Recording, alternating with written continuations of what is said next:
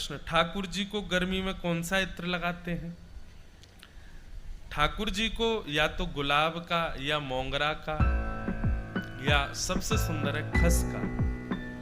खस का इत्र ठाकुर जी को ग्रीष्म काल में बहुत सुख देता है। हमारे गिरधर लाल जी तो खस की टाट में रहते हैं।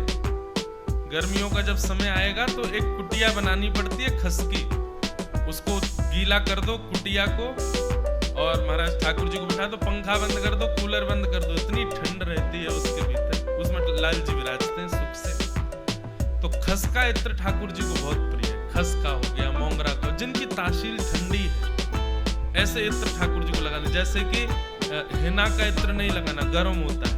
कस्तूरी का इत्र नहीं लगाना, वो भी गर्म होता है। केसर भी गर्म तो होता है पर कई जगह लगाते हैं, पर केसर भी गर्म है।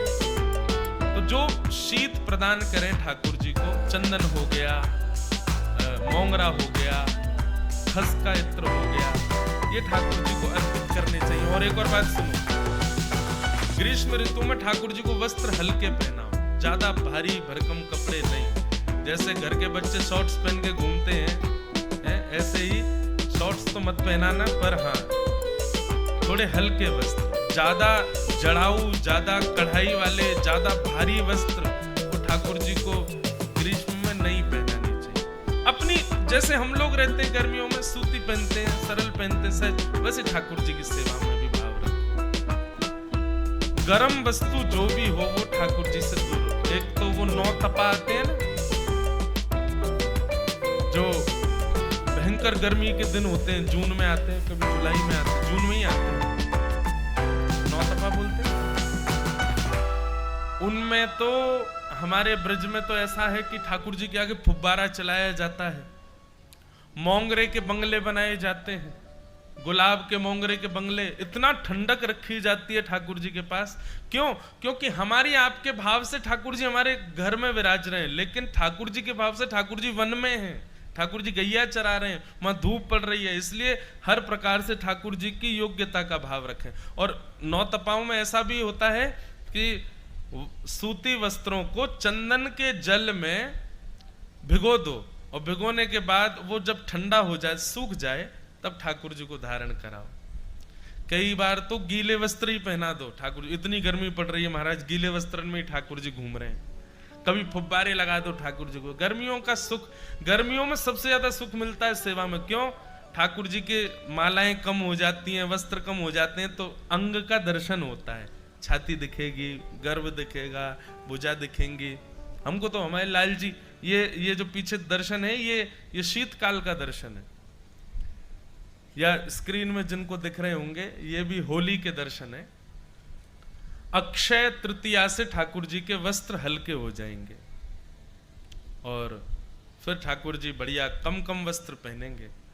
तो इत्र जो है ये इस प्रकार, जिनकी तासील ठंडी होती है, ऐसे इत्र धारण कराओ। दूसरा प्रश्न है, अष्टछाप के कवि और अन्य भक्तों के बारे में सुना है कि गृहस्थी में रहकर वह उनके भाव कितने पुष्ट थे। महाराज जी, हमारे भाव कैसे पुष्ट होंगे? देखो, गृहस्थी में रह करके ये विषय क्यों जोड़ा? क्या गृहस्थी को आप उचित नहीं मानते? गृहस्थी को उचित नहीं मानते तभी तो ये लिखा है, ऐसा नहीं है। ठाकुर जी सबसे ज्यादा प्रसन्न होते हैं गृहस्थों से, क्योंकि गृहस्थों को अपने जीवन का निर्वहन भी करना है और उससे समय निकाल के ठाकुर जी को भी भजना है। तो गृहस्थी में रहते हुए भगवत सेवा, इसमें अब 2 प्रकार हो गए कि आजकल क्या होता है कि सब नहीं है भक्त, आप अकेले भक्त हो तो क्या करें? तो अंतर्निष्ठ भक्ति का एक प्रावधान है। अंतर्निष्ठ भक्ति कहते हैं कि ज्यादा प्रकट मत करो सबके आगे, अपने मनोभाव से सेवा करते रहो।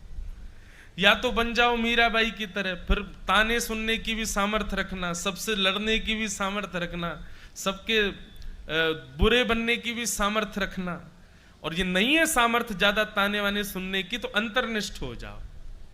अंतर्निष्ठ का मतलब होता है जिस प्रकार किसी से हम प्रेम करते हैं लेकिन हम उसको कभी बताते नहीं, एक तरफा प्रेम, कभी उसको प्रकट नहीं करते, कभी उसको जाहिर होने नहीं देते, कभी उसको पता लगने नहीं देते।